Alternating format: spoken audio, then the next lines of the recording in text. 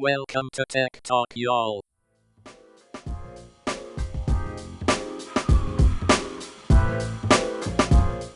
Hey, and welcome to Tech Talk, y'all. Season 8, episode 186. I am Sanjay Parekh. And I'm Adam Walker. And listen, we have an avalanche of stories for you today. I mean, just a sheer plethora of stories coming at you. And do you know what a plethora is?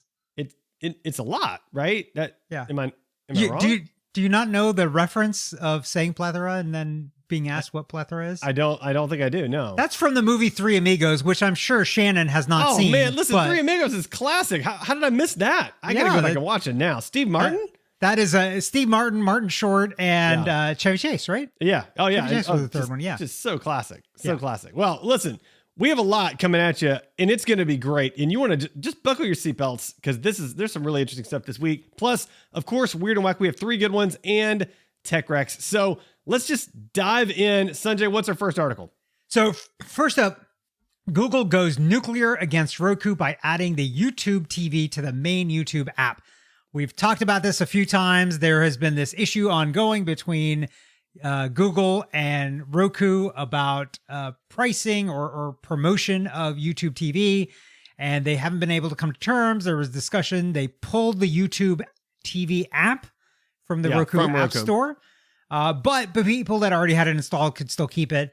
And so Google just did a little end run and just added YouTube TV into the main YouTube app. Now, here's the question I have. So the whole issue, it sounds like, was Google wanted to have more promotion for Google TV or YouTube TV stuff, right? And Roku didn't want to agree to that. Right. So now they've been running around. Basically, they're not getting any of the things that they've asked for, but the thing is still there. So then didn't Roku kind of win? I feel like that, but then like Roku's coming, man, they're getting scrappy. Like I pulled a quote and it said, Roku responded to Google's latest move by calling the company, quote, an unchecked monopolist. Roku also criticized Google's decision to bundle its services together as an example of its, quote, predatory business practices. Like if you're trying to come to terms, I feel like this is not the way to do it. This like it feels like, oh, listen, we're about to go to marriage counseling, so let me see what mean things I can stir up to say about the other person. Like that's what it feels like. Like it seems like a bad idea. So yeah, it's funny how far based on this, Google has fallen right from startup and don't be evil to predatory business practice and an unchecked monopolist. And it does sort of feel that way. So, I mean, it is what it is. Speaking of unchecked monopolists, playlists and podcasts, Netflix is exploring developing N+. So apparently N+ is going to be like their platform where you can create like TV show playlists and get more deep behind the scenes stuff. So basically everything that I would never, ever want, or I would just Google and not pay for. So I don't get this at all. This makes no sense to me. I think it might make sense because if you have, this is like the, when the black and white album were mixed together to become the gray album, right? The 2 different bands. And now I've forgotten which way. It was like the Beatles and somebody else. Yeah. Like sometimes there's crossovers from one show to another, and creating a playlist where you can go from show to show and watch those things. So I'll give you a example. So that's a good point. Okay. Yeah. So there's purists like me that believe that you should watch Star Wars in the order that it was released into the studio. Of course you should. There's no other order, Sanjay. Well, some people believe you should watch it in episodic order. So episode 1 through 9. But that's wrong because you should watch 4, 5, and 6. Obviously. Then if you must, you can watch 1, 2, and 3, which were horrible. And then you watch 7, 8, and 9, which were good again, right? So you could create a playlist of like timeline order, or you could like release order, which is the right way to watch it, right? So I mean, I think it makes sense. And I can see that like on the CW, DC has a bunch of shows that interconnect and intersect one another. And you could actually create a playlist of those shows and see how they all play together. So that makes sense, but it seems like a rarity in the TV space. Like it's like you don't want to mix and match storylines, right? That's the thing. Yeah, I suppose so. By the way, I hate the crossovers in the CW because I don't watch all the shows. Me too. And they Me too. irritate the bejesus. I skip know. those episodes. Even of the shows that I watch, I just skip those episodes. I know. Super irritating. I just miss them. It's funny because I was just talking the other day, because there's now a Friends experience in New York and Chicago, like an interactive experience about the TV show Friends.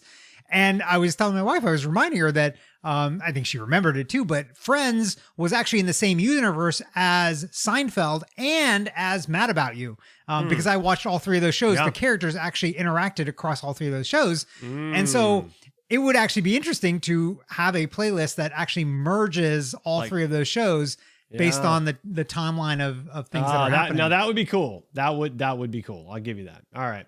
Well, next thing that's cool, I guess. FTC blasts manufacturer excuses in right to repair reports. So, these manufacturers, they had a lot of good reasons that you can't repair your own stuff. And the FTC's like, yeah, we're not buying it.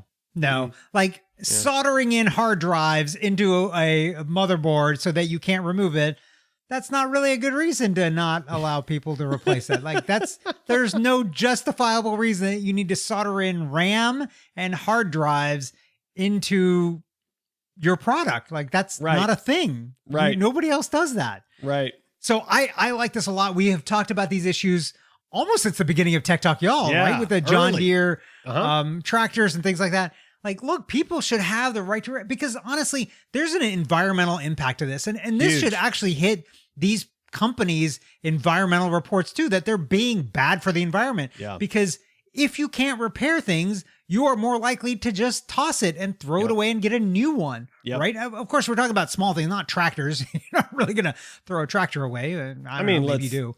Let's hope not. Yeah. Yeah. I would hope not. I've never been a farmer, so I don't really know about those things, but it's important to be able to have the ability to do these things and be able to do them at a reasonable price, right? Like just because I bought your product doesn't mean I am forever obligated to give you money and support your company with payment to get your product going.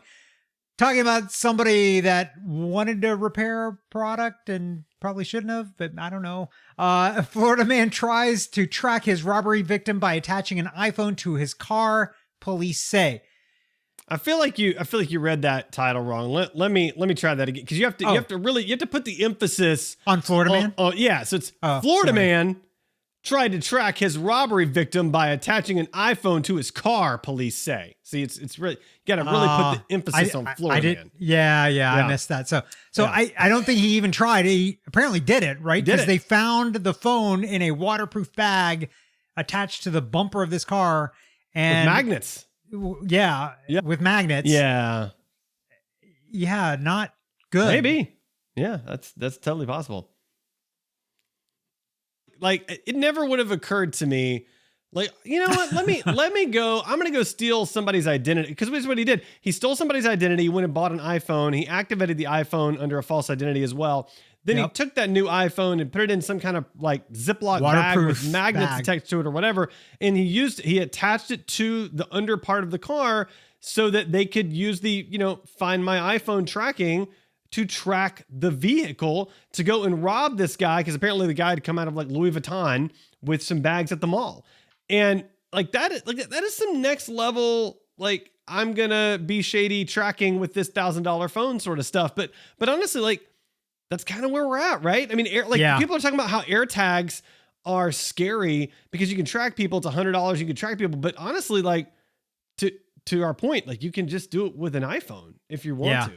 It's not that hard. And the thing is not going to beep like the AirTag will when it's lost or whatever, because that's not what it's set up for. But the other part of the story is like, look, if you're a high roller, maybe you shouldn't go to the mall and flaunt your money and buy things. I'm not saying that it was their fault for doing this. It absolutely was not their fault for getting robbed, but be a little bit aware situationally about what's going on around you, because there are people like this that are trying to find marks, and this ended up with somebody actually getting shot and killed. Which is sad. horrific. It's real sad. But the robber here obviously had a long range plan. I mean, to plan out, like you said, that far in advance, steal somebody's identity, go buy a phone so it's not in their identity, and like do all this stuff. Like, it's crazy. It's crazy. Yeah. I mean, these are the people that you got to worry about. You got to watch out for them. All right. Speaking of things you got to watch out for, Apple AirTags, now jailbroken, could become an even bigger privacy nightmare. So someone figured out essentially how to replace the software on the AirTag to have more control over it so you can do nefarious things with it. Yep. So like what we just talked about, the AirTags beeping, like they could turn that off potentially so that you wouldn't know that this thing was on you. They could do all kinds of things so that you would know. They talked about replacing the URL when you scan it to go to a malicious website instead of the actual one. So, man, this has opened up a lot of things. And look, this is probably true of so many products, but this gets press and play and attention because it's an Apple product. Yeah, right? That's right. Yeah. And people are going to be using it all over the place. And so, it's something to be aware of. Like if you're out and about and you have some reason to worry about somebody tracking you or following you, or doing anything else like that, like, just be aware of what's on your person as well as in your belongings. Right? Talking about, something that's maybe on your person, but maybe not for a lot of people. This is a map of America's broadband problem. So this article shows a map of where people have, and it's not even high speed, really. Like shocking. It's so where people have high speed and where people don't. And high speed by this definition is the FCC definition of 25 megabits per second. And you will see that most of the country, a lot of the country, especially in the middle part of the country, does not have access to high speed data. It is or there's less than shocking. 15% of that population. 15% is all we're talking about too, right? It's not even that much. Atlanta, of course, we're fine. Totally in the gray. We're good. Lots of people have it. But obviously there's still tons of people that don't. But this is the problem, right? Yeah, like, I had no idea. Like I expected to click on this map and see, like those old cell phone coverage maps, like 85% of the country's good to go. And there's some pockets. No. It is like a huge, almost majority of the country does not, maybe not quite majority, but almost does not have broadband access. It is wild. And think about how that affects outcomes for these individuals long term. It is a profound impact. Yeah. They talk about one place in particular in Arizona, Apache County, that has 70,000 people living there, has just 5% broadband usage. Like if we think about, us as country and what's happened in the last year with people doing from work from home and remote work and all this stuff, like you can't do that in a lot of places if you don't have access to high speed internet. Right. So if we want to be better in terms of like quality of life and people living where they want to and not having congestion in urban centers, this is one of those things that helps solve that. So we really do need to spend a good bit of time thinking about this and figuring out how do we solve this problem. Well, speaking of problems, an app that swiftly sends CPR volunteers to heart attack sufferers has made a big difference in Denmark. Could this be copied in the US? So listen, I have mixed feelings about this because on the one hand, this is super cool. And on the other hand, it is incredibly terrifying. So let me just paint the picture here. So this is an app where, you're alone in your home. You're having a cardiac arrest event. I guess somehow you'd let this app know. This app would send out an alert to anyone within your proximity of your home saying, hey, this person's having a heart attack, go save them. And then some random sort of volunteer could come and save you. Now, on the one hand, this is improved outcomes in Denmark substantially. I mean, the numbers increase, the increase in survivability has just dramatically gone up. On the other hand, this is a random stranger potentially coming into your home to save your life. It seems a little, maybe it's more, maybe it's more applicable in public, but still seems a little terrifying. So they said the vast majority of these have been in public, but I think you don't actually tell the app. I think it's somebody calling the emergency services, and the emergency services then sends out through the app. And these people are all people that have been screened and qualified to do CPR and things like that. Okay, now I feel better. And on the map, it tells them, can you start running to this location? And it shows them where the nearest AED, the automatic electronic defibrillator, is, so they can go grab that and then go to the person, right? So the AED has shown to be one of the best ways of increasing survivability rates from heart attacks and cardiac events. Right. And so I honestly, I wouldn't go into somebody's home unless somebody was at the front door and it was open and they're like, come help, right? Like, obviously you're going to go help then, but out in public, like, absolutely. Like, I've done CPR training. I've never had to use it. But if there was nobody else, like, I would totally do it. I would give way to somebody else that had more experience than me because I've never done it on a real human being. But if there's nobody else, like, the outcomes at that point are, I can try and it might not go well. But if I don't do anything, it definitely is not going to go well. So might as well try, right? Yeah, that's right. But it's interesting. And I think, it's fascinating that this is in Denmark, where they're actually a lot more community focused, right? Like as a community, as a society, and helping out and helping one another.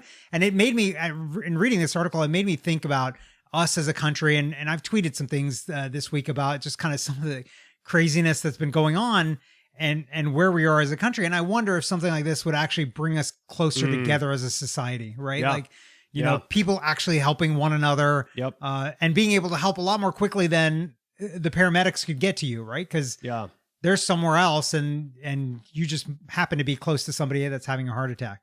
So I don't know.